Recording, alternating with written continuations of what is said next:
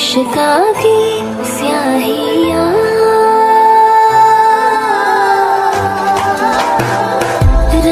করলে তুমি এসব?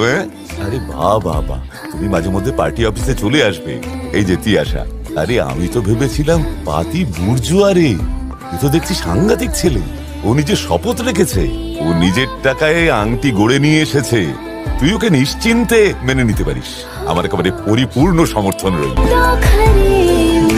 তিয়াশা, তোমার জন্যই রিংটা নিয়ে এসেছি, নিজের টাকায়, প্রমাণ আছে।